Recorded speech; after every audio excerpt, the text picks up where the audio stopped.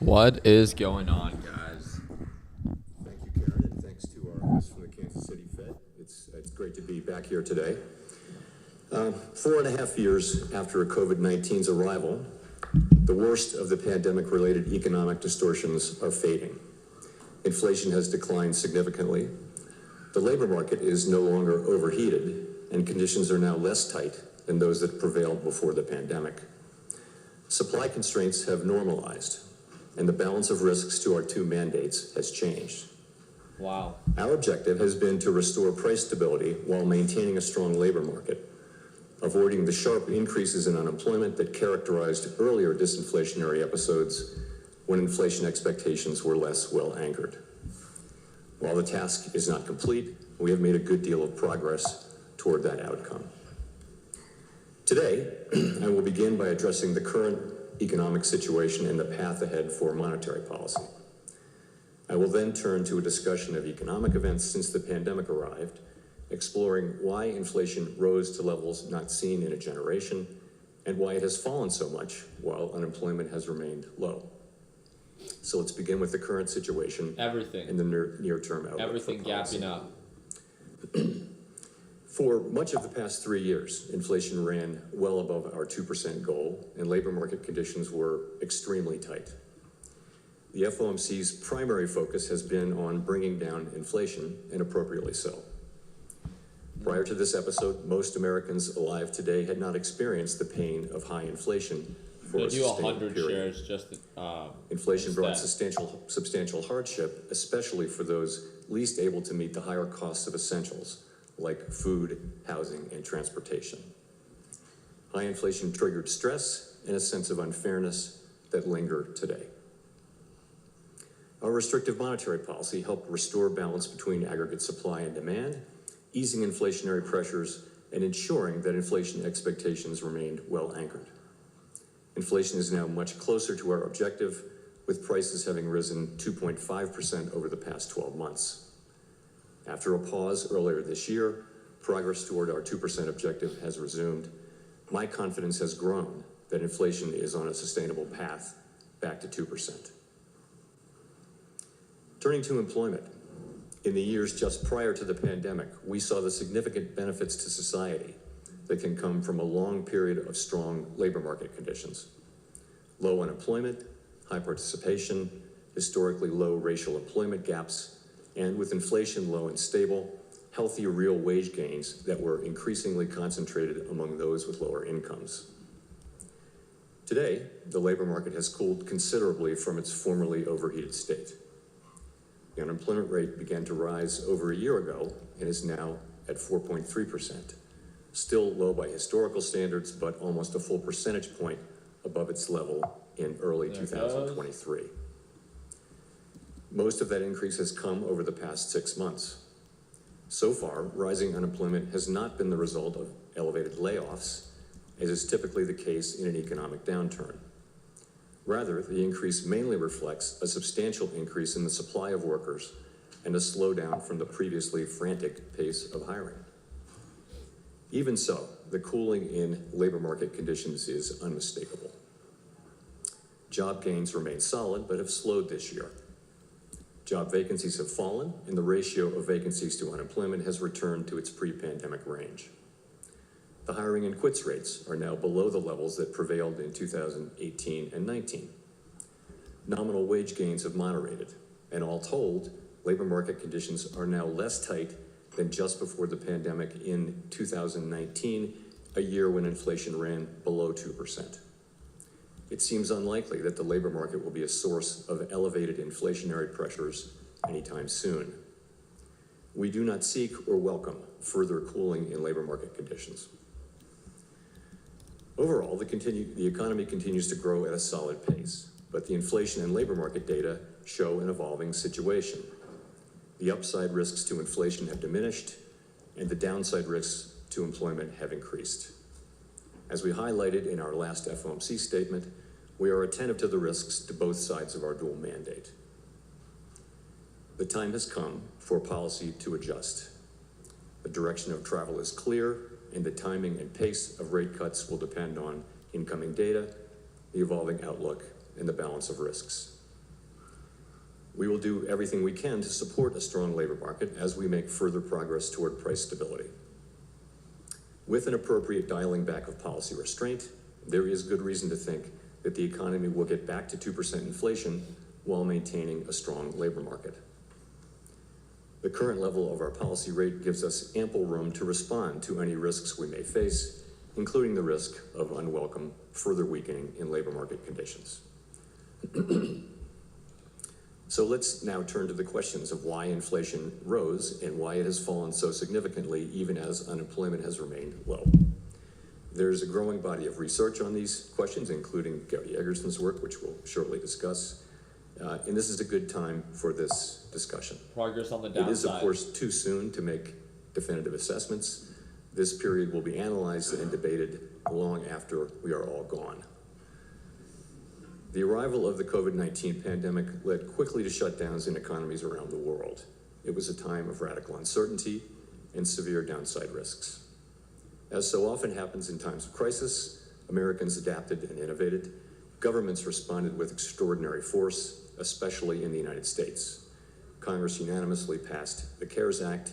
At the Fed, we used our powers to an unprecedented extent to stabilize the financial system and help stave off an economic depression. After a historically deep but brief recession, in mid-2020, the economy began to grow again. And as the risks of a severe extended downturn receded, and as the economy reopened, we faced the risk of replaying the painfully slow recovery that followed the global financial crisis. Congress delivered substantial additional fiscal support in late 2020 and again in early 2021. Spending recovered strongly in the first half of 2021, and the ongoing pandemic shaped the pattern of recovery. Lingering concerns over COVID weighed on spending on in-person services, but pent-up demand, stimulative policies, pandemic changes in work and leisure practices, and the additional savings associated with constrained services spending all contributed to a historic surge in consumer spending on goods. The pandemic also wreaked havoc on supply conditions. 8 million people left the workforce at its onset, and the size of the labor force was still 4 million below its pre-pandemic level in early 2021. The labor force would not return to its pre-pandemic trend until mid-2023. Supply chains were snarled by a combination of lost workers, disrupted international trade linkages, and tectonic shifts in the composition and level of demand. Clearly, this was nothing like the slow recovery after the global financial crisis. Enter inflation. After running below target through 2020, inflation spiked in March and April 2021. The initial burst of inflation was concentrated rather than broad-based, with extremely large price increases for goods in short supply, such as motor vehicles. My colleagues and I judged at the outset that these pandemic-related factors would not be persistent, and thus that the sudden rise in inflation was likely to pass through fairly quickly without the need for a monetary policy response. In short, that the inflation would be transitory. Standard thinking has long been that as long as inflation expectations remain well anchored, it can be appropriate for central banks to look through a temporary rise in inflation. The good ship transitory was a crowded one. With most mainstream analysts and advanced economy central bankers on board, I think I see some former shipmates out there today. The common expectation was that supply conditions would improve reasonably quickly, that the rapid recovery in demand would run its course, and that demand would rotate back from goods to services, bringing inflation down. For a time, the data were consistent with the transitory hypothesis. Monthly readings for core inflation declined every month from April through September 2021, although progress came slower than expected. The case began to weaken around mid-year, as was reflected in our communications. And beginning in October, the data turned hard against the transitory hypothesis. Inflation rose and broadened out from goods to services, and it became clear that high inflation was not transitory and that it would require a strong response if inflation expectations were to remain well anchored. We recognized that and pivoted beginning in November.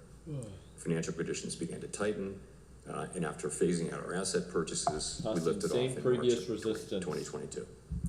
By early 2022, headline inflation exceeded 6% and core was above 5%.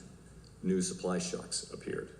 There Russia's goes new invasion of highs. Ukraine led to a sharp increase Testing in energy and commodity 129 prices. for Nvidia. The Nasdaq improvements in market's also supply pushing conditions up. and the rotation in demand from goods to services were taking much longer than expected, in part due to further COVID waves in the United States.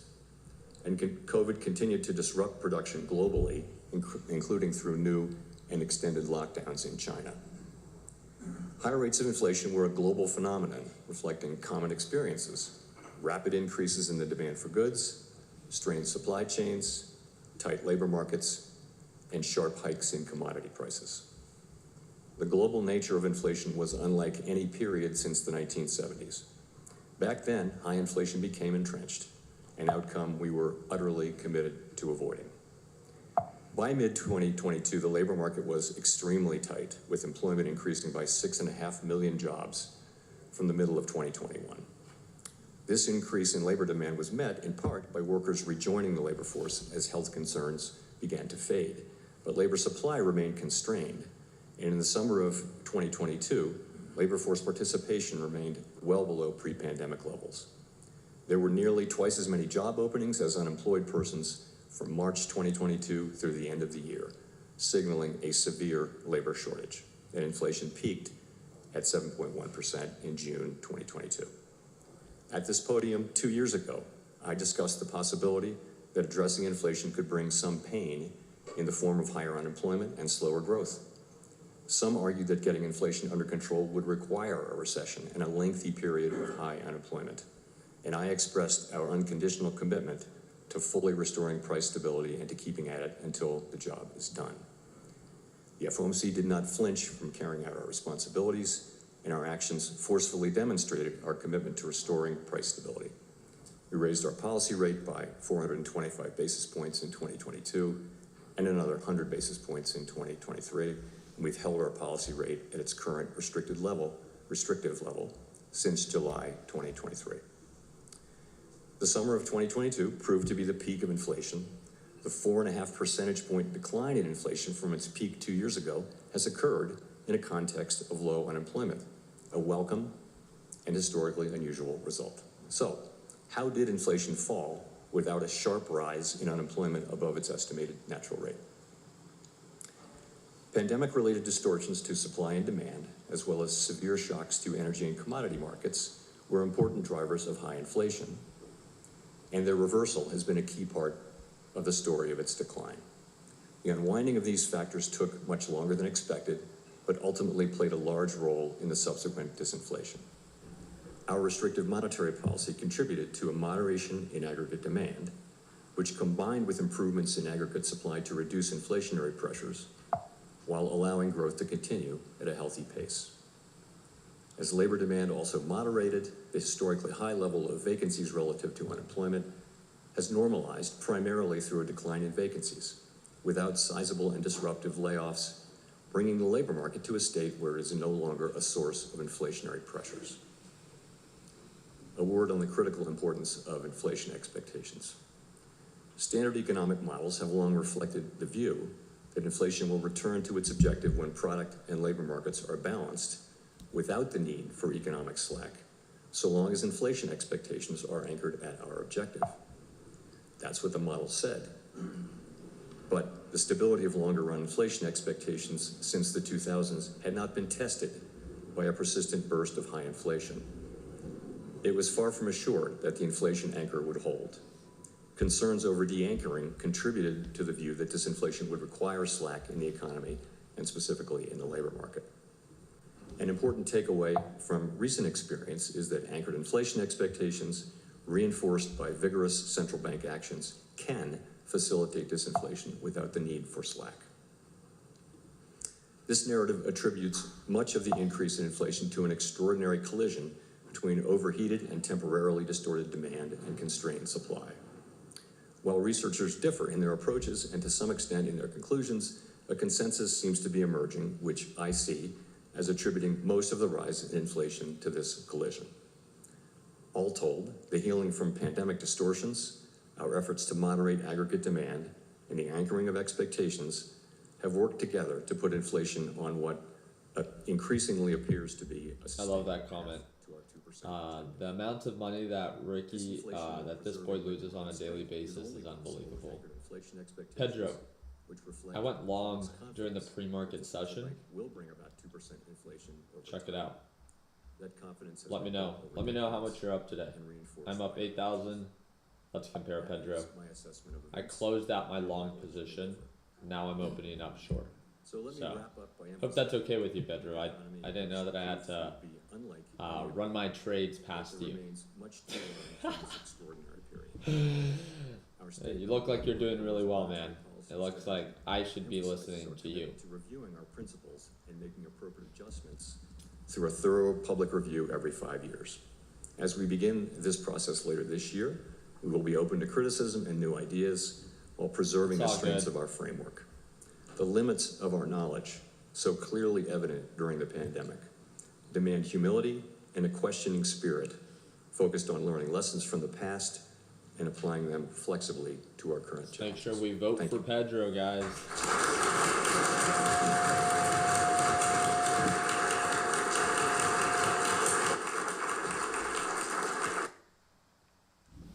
Okay. And there we go. Just wanted to make sure that we took that into consideration. Meeting's over. What normally happens after the meeting's over, we pull on back. But again, we got to vote for Pedro. We got to listen to Pedro because Pedro's always right. Right? It's impossible to make mistakes or to ever try. So here we go. All right, Pedro, let's see what we're up now. Oh, shoot. $10,000, Pedro. Pedro, is that okay with you? Is that okay? Is that cool? I'm sorry, man. Ah, shoot. What was that? 2 minutes? 3 minutes? Went from 8,000 to 10,000. Let's see. Can we hit 11,000 for Pedro, or should we start covering here? 11,000 for Pedro. There goes 11,000, Pedro. There we go. NASDAQ market dropping, Nvidia dropping, Jackson Hole meeting is over. I'm going to start reducing my position size just to be a little bit more on the safe side. So finding a potential support here at that EMA. Let's see if it begins or continues to sell off or if it actually begins to recover. So some of you guys like to ask the question, why do you not host live sessions too often to the general public? All that stuff. I would say Pedro is a really good example of the people that I try to avoid. I'm not a fan of Pedro's people. I'm not a fan of trolls. I'm not a fan of people who just openly judge, yet they're in a position that no one wants to be in, right? So I think this is why I prefer to trade with my LPP team every morning. And it's because, it's people who actually take trading serious. They actually ask specific questions that, are intentional. They're actually trying to get better. So if you ever ask, why is LPP, why is it the price that it is? Why are prices going up? It's to filter out people like Pedro. So, just want to make that very clear.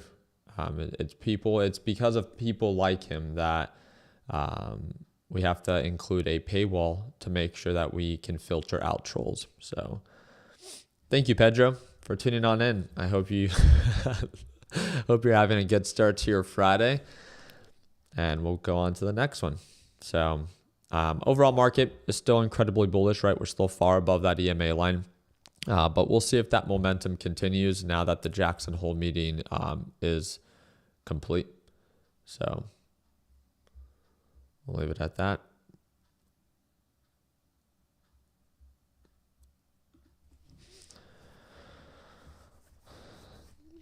Ricky, thanks for calling people out like Pedro who live in their mom's basement. Yeah, no, I'm not here to say that I'm not here to poke fun. Even if you are part of my LPP team, you guys have seen me, right? I'm all for going back and forth if it's intentional, but obviously someone like Pedro, he serves no purpose in our community, right? It's just like, Pedro, if you are so good, or if you think that you're so good, then why are you here, right? Why tune on in? Why waste your time?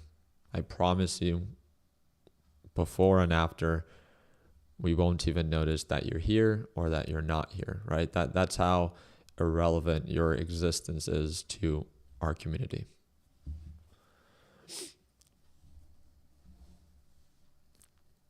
Okay.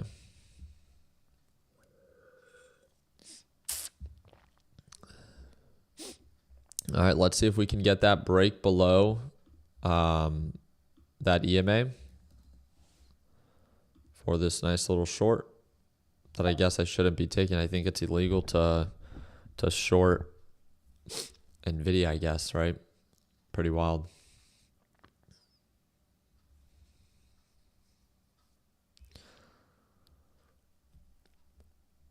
So we got NASDAQ testing support. As you guys can see, NASDAQ testing support at that EMA.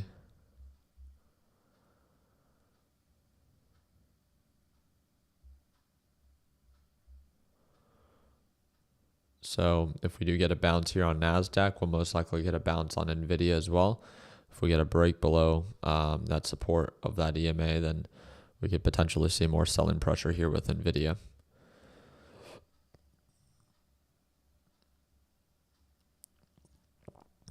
So Ricky, you're saying that the market might fall?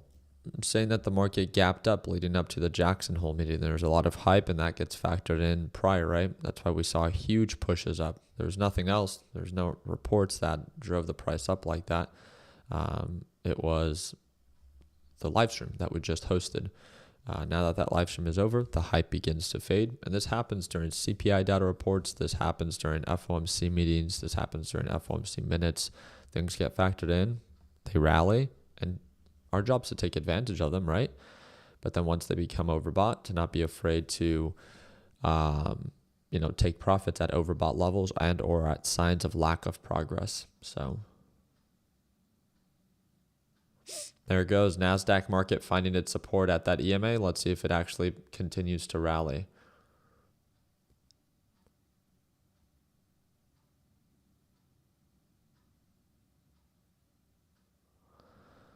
There it goes.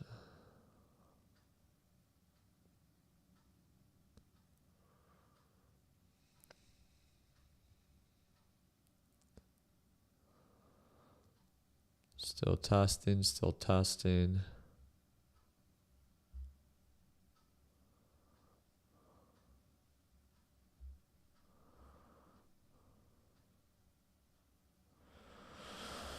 So why are there ads on this video?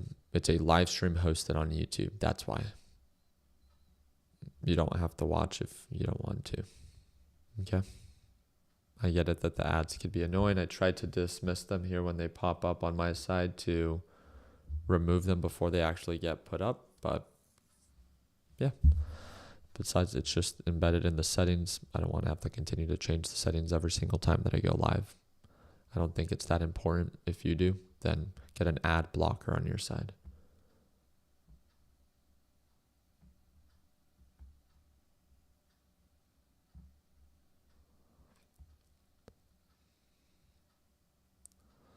So old man needs to be fired. He said nothing. Nope. Jerome Powell is, maybe this is just obviously a very biased opinion, but I think Jerome Powell does a good job not over speaking about specific things that could influence the market in a possibly negative way. He doesn't really give his opinion or his personal opinion, as that's not really a role that he's hired to do. He's hired to, focus on monetary policy. He works with the Federal Reserve, and I know often he doesn't say too much, but nonetheless, I would rather have someone like him that doesn't speak too much or give too much of his opinion about, outside variables that the Federal Reserve has no influence on, rather than someone that, does, right? So here it goes, going back to retest 129.33. And there it goes, dropping once again.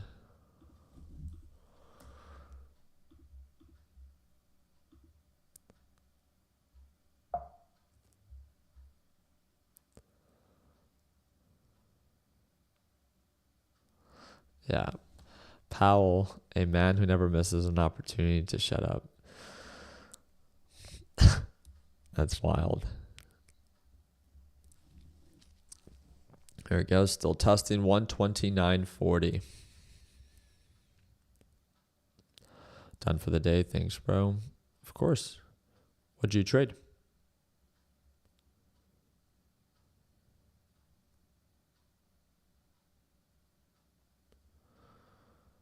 So we got NASDAQ showing signs of a slight resistance here, right? Let's see if we get rejected and begin to pull on back.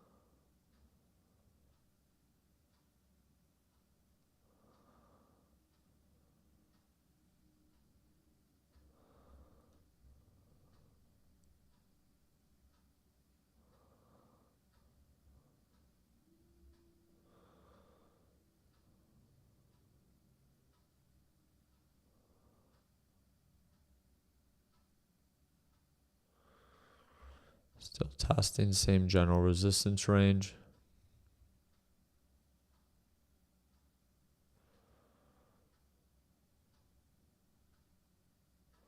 Still testing, watch for new highs here, watch for new highs.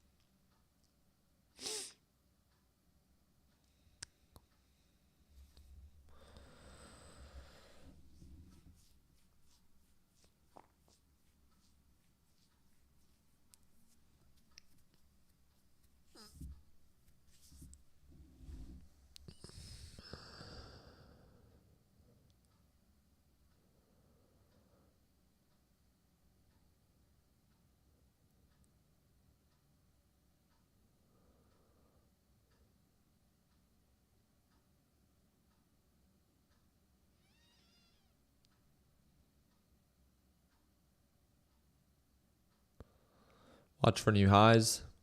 NASDAQ market breaking out, causing new highs once again. NVIDIA showing new highs. Check this out. Both pushing up, still looking bullish. That sound weird? Bullish.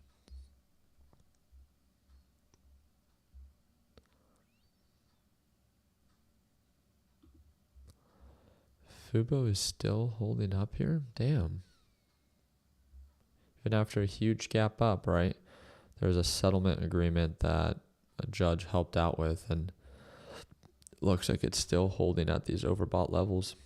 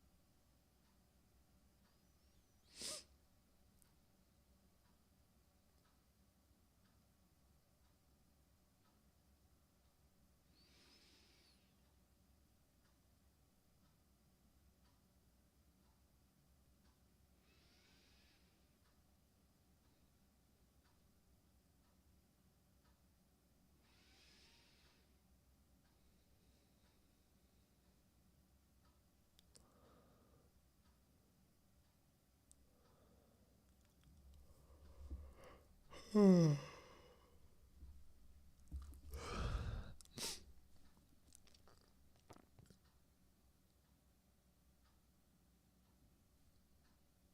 just have to wait. Just giving the market the time that it needs to correct itself. Here we go. Becomes overbought. Now comes the downtrend. NASDAQ market is also showing signs of a slight resistance. So we need more pop. What? More?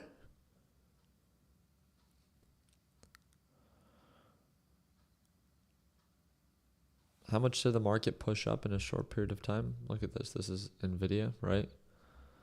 The pre-market session. You need more? 3.5%? Come on. You've had enough. You've had enough.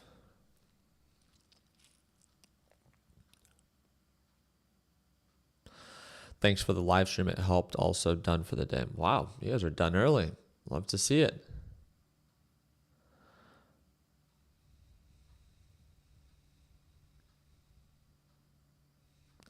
Hey, Ricky, have you ever used the Fibonacci retracements? I've tested them before. I don't personally like them, but I know a lot of traders that do value them with their trading style. So if you implement it into your trading style and you find it to be useful, great, right? I don't have to agree with you, or I don't have to use it for you to want to use it.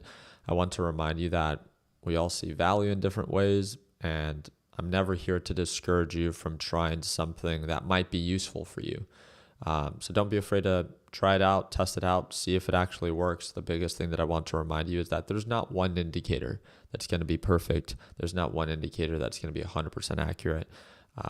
With that being said, is, use it as a reference. And if using it as a reference is useful for you as a trader, great. Enjoy. There it goes. NASDAQ market beginning to show a little bit more signs of progress on the downside. Watch for the downturn here on NVIDIA.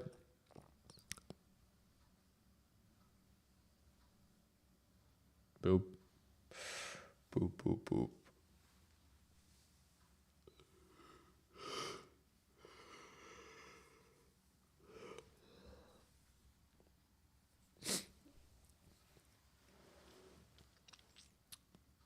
Ricky, have you tried trading with prop firms? No, no. I'm not a fan of prop firms. If you already as a trader are not doing well with your certain capital, what makes you think trading with potentially more capital is going to yield you any greater money? And I don't know if you guys know this, and I can't speak for every prop firm, but to my understanding, and again, just take it as what it is.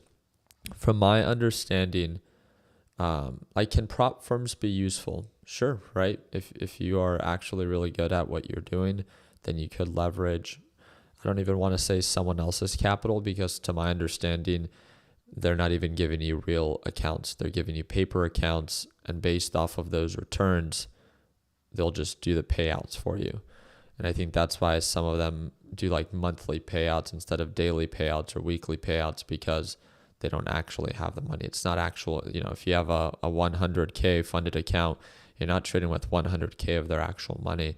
You're trading with paper money, and then they'll just offer you the payout in return if you actually yielded a return.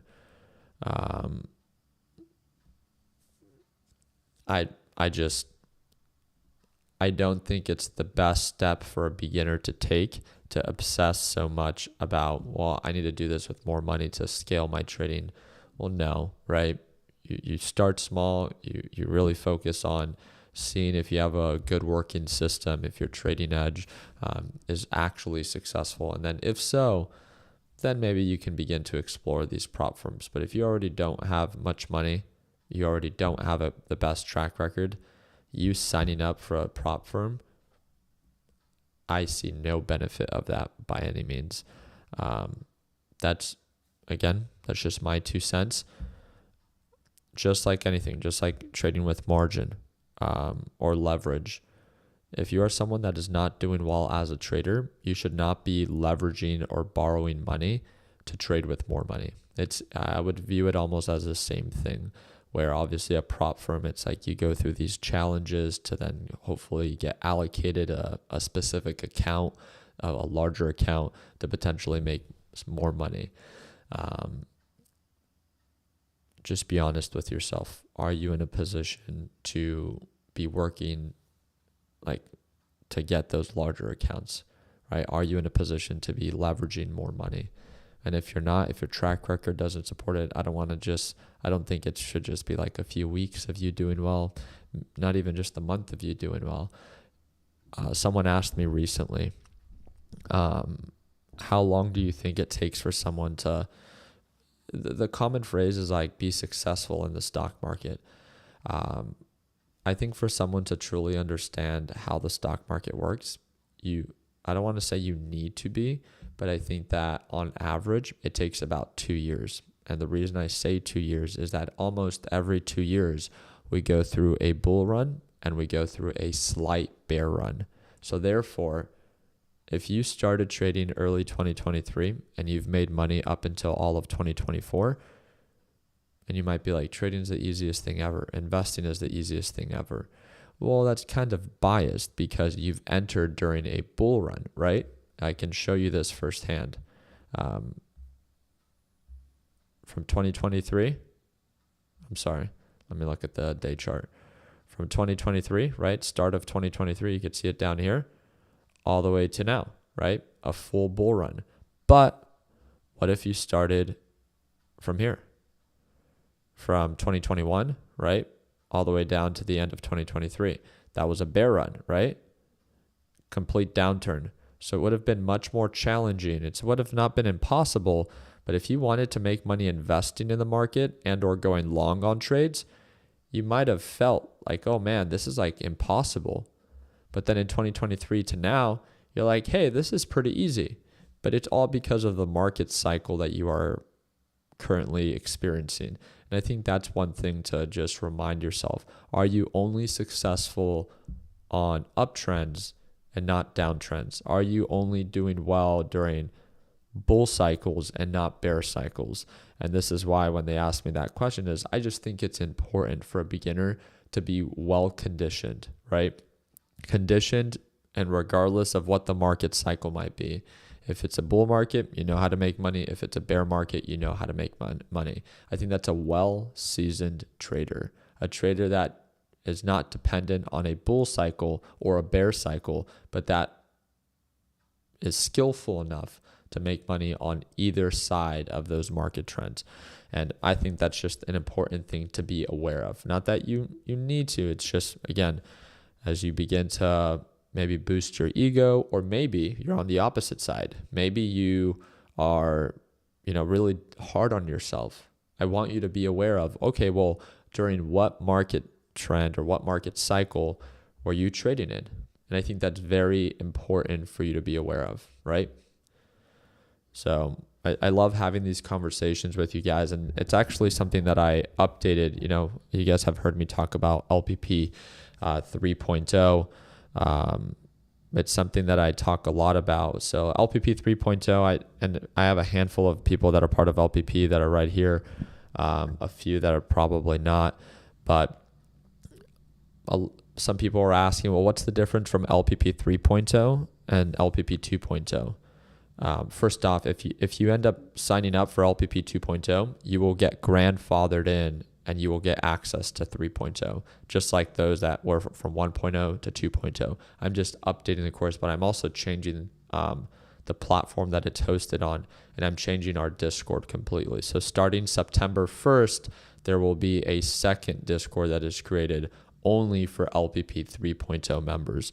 So just a little heads up on that. With that being said, one of the biggest focuses that we have within LPP 3.0 that, which is why I think the update needed to happen, is monetary policy. It's understanding, these bull cycles and bear cycles and how the Federal Reserve and monetary policy influences the marketplace. So I just talk a little bit more about those open concepts, how to be aware of a series of different economic reports. Again, the course is still designed for beginners, and that's the one thing that I want to make sure that you understand.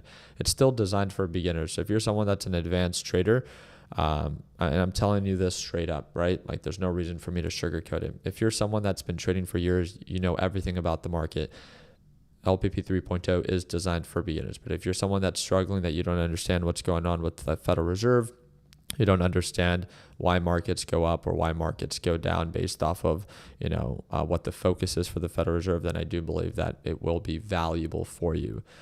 With that being said, I like to update LPP almost every 2 years. Market conditions are always changing, and that is why, right? Because every 2 years we experience different market cycles. And I think it's important for a beginner that as they begin to learn more about the market, that we provide realistic and or real-time info and talk about that current market place.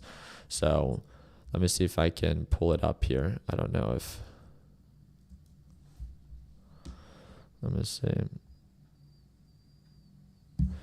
We do have the link for you to get waitlisted. You do not have to, again, if you don't want access to 3.0, you don't have to worry about it. I'm going to go ahead and I'll put the link here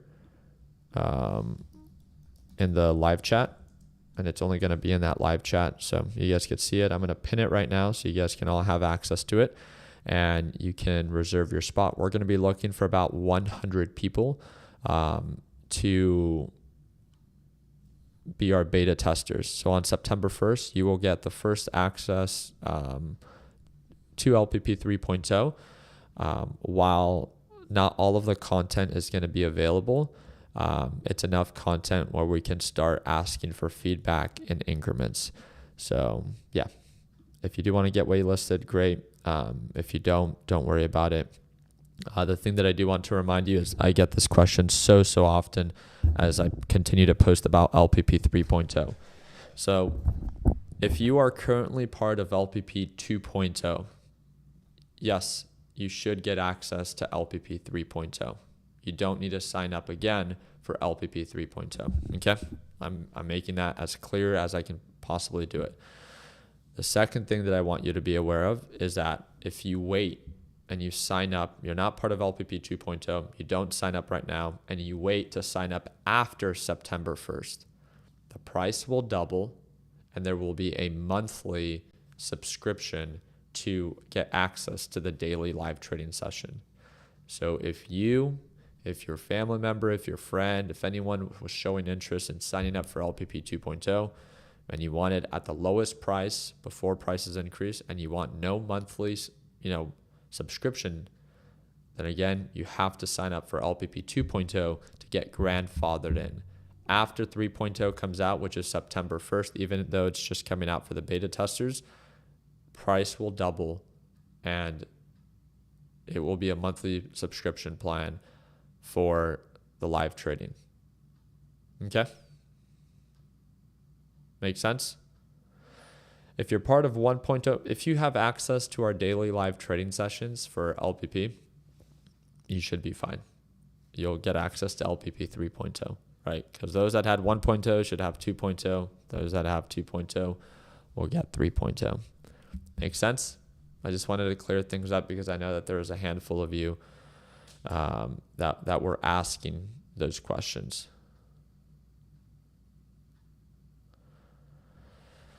Eduardo is asking, how much will the monthly subscription be? The price is still not set, but it's not going to be an insane amount of money. It's just and I think I can speak for most of LPP. And you, LPP members, you let me know what you think. Obviously, with 3.0 coming out, we're going to have more people wanting to join. My focus is I want to make sure that you will always have access to the course. But my focus is how cool would it be? I mean, Pedro was a really good example of that. Anytime that I host the live trading session, even though it's going to be private just for the LPP team, I want people to be intentional. I want people to take it seriously. And sometimes I believe that I charge so little for LPP that people that tune on in are not taking it seriously. And that is why I am creating the monthly subscription for the live trading. I want to make sure that if you are tuning on in, it's for a reason. And I don't want to waste your time. I don't want you to waste my time and other people's time, because I know a lot of people that are part of LPP that want to take it seriously, but you are, asking ridiculous questions. So no, it doesn't make sense. I bought LPP for lifetime access for live tradings.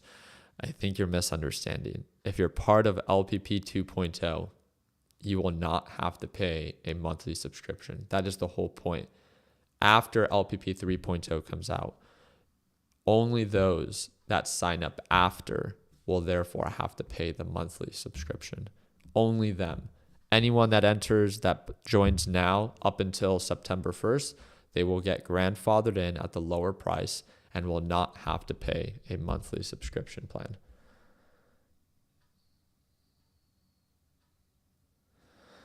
Okay.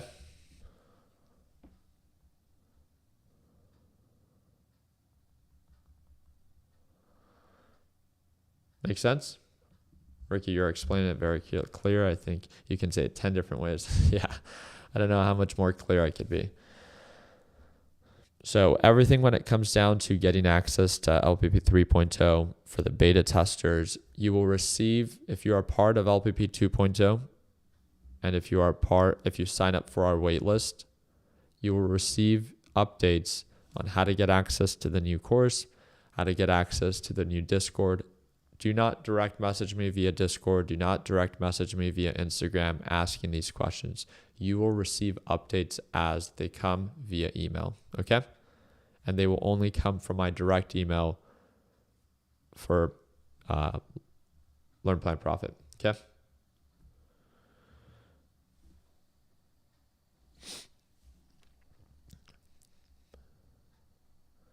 Beautiful drop. Look at that. Beautiful drop. I'm going to reduce it just in case. We got NASDAQ market dropping like a freaking rock. So I'm reducing my short, right? So for those that are a little bit newer, I have a short position. I opened up short. The way that you cover your short, meaning locking in profits, is you buy those shares back to cover. So as of right now, I'm up 11.4K, 11.5K. Okay. So not a crazy amount from where we started at, but still, obviously, it's a really good day for me. I'm not here to sugarcoat that. So, yeah, changed my life. Appreciate that, man. Thank you. Reducing half of NVIDIA short. What's going on, Nicholas? I know I'm finally joining you today on that short.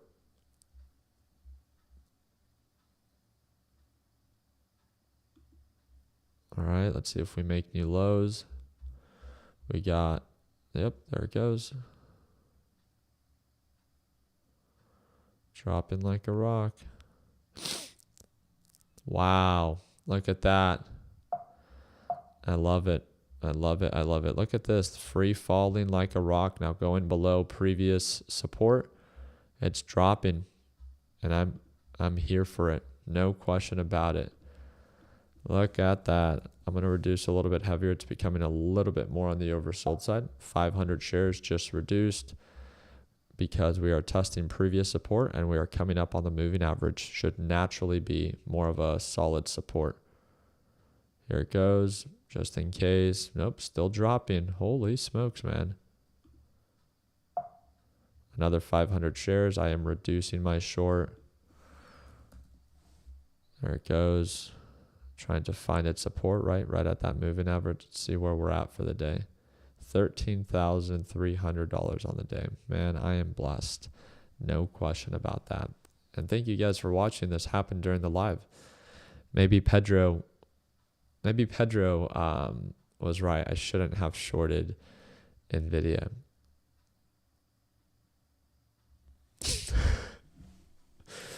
Yeah. So, yeah. All right. That's pretty much it. I mean, it's 7:50. We're wrapping up our live trading session. Jackson Hole meeting is complete. Is there any last minute questions that I can answer for you guys? The link is posted in the live chat. If you want a wait list for LPP 3.0, If you're ready to sign up right now for Learn Plan Profit 2.0 to get grandfathered in at half the price and no monthly subscription, even when LPP 3.0 comes out. Again, you do not have to sign up, but if you're ready to sign up, you want access to our daily live trading sessions, you want access to LPP 2.0, you want access to LPP 3.0, then again, that is going to be the second link in the description of this video. You do not have to sign up, but if you want to join our team, if you like these live sessions, if you want to experience this every day, all I ask for you is to take it seriously. If you don't want to be here, don't sign up. If you want to be here and you want to show up and you want access to this, second link in the description down below. Sign up today, start watching the course over the weekend, and I'll see you on Monday at market open. I want to remind you, as of right now, LPP is a one-time payment, lifetime access, and it's 50% off right now. Prices will double starting September 1st. So again, second link in the description down below. Like always, let's make sure that we end the year on a green note. Take care, team. Oh, and also, for all those that want to pick up some aluminum art, we're having huge sales going on right now from all the art that you see behind me. This is all wall art. It's brushed aluminum. It's not canvas. And you can get up to 20% off your first order just using promo code NEW20. So shoptechbuds.com or the fourth link in the description down below. We have over 110 designs you guys could choose from, and it's under our wall art collection. Just click view all and you'll most likely find something that you'll fall in love with. Again, fuel your motivation. Fourth link in the description down below, or shoptechbuds.com. If you want to purchase more than one, send me a message either via Instagram or via Discord, and would love to hook you up with an exclusive discount. Like always, let's make sure that we end the year on a green note. Take care.